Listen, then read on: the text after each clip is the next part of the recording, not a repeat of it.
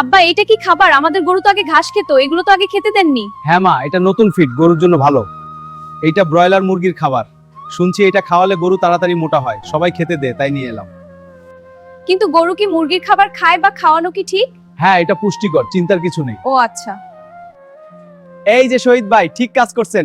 কোরবানির আগে 2 মাস এটা খাওয়ান, দেখবেন গরু ডাবল সাইজ। তাই নাকি?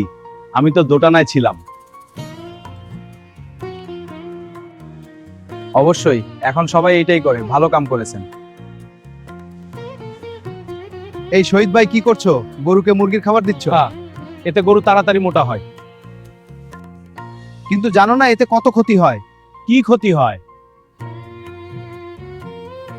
মুরগির খাদ্যে থাকে অতিরিক্ত প্রোটিন ও ইউরিয়া, হরমোন জাতীয় উপাদান।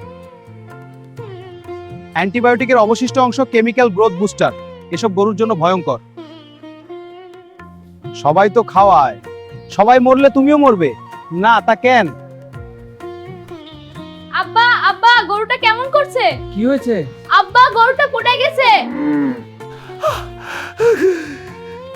কি খাওয়ান গরুকে? মুরগির খাবার। এই জন্যই এমন হয়েছে। ডাক্তার সাহেব, একটু বুঝিয়ে বলেন। গরুকে মুরগির খাদ্য খাওয়ালে কয়েকটা বড় সমস্যা হয়। পাকস্থলীর অ্যাসিডিটি বাড়ে, গরুর 4টা পাকস্থলী থাকে, এই খাবার হজম করতে পারে না। স্ট্রোক বা হার্ট অ্যাটাক হতে পারে। অতিরিক্ত প্রোটিন শরীরের ভারসাম্য নষ্ট করে। এখন কি করব? লিভার ও কিডনি নষ্ট হয়, গ্যাস জমে গরু হঠাৎ মারা যেতে পারে। মানুষের জন্যও ক্ষতিকর। এই গরুর মাংস খেলে মানুষের শরীরেও অ্যান্টিবায়োটিক ও কেমিক্যাল ঢুকে যায়। তাহলে আমরা তো মানুষেরও ক্ষতি করছি। ঠিক তাই।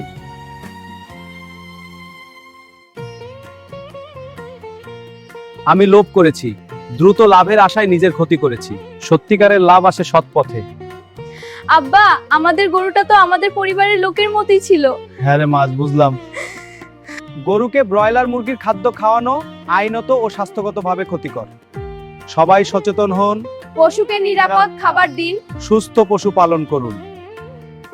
কোরবানির আগে লাভের আশায় গরুকে ব্রয়লার মুরগির খাদ্য খাওয়ানো থেকে বিরত থাকুন। এতে পশুর জীবন ও মানুষের স্বাস্থ্যের মারাত্মক ক্ষতি হয়। Thank you for watching.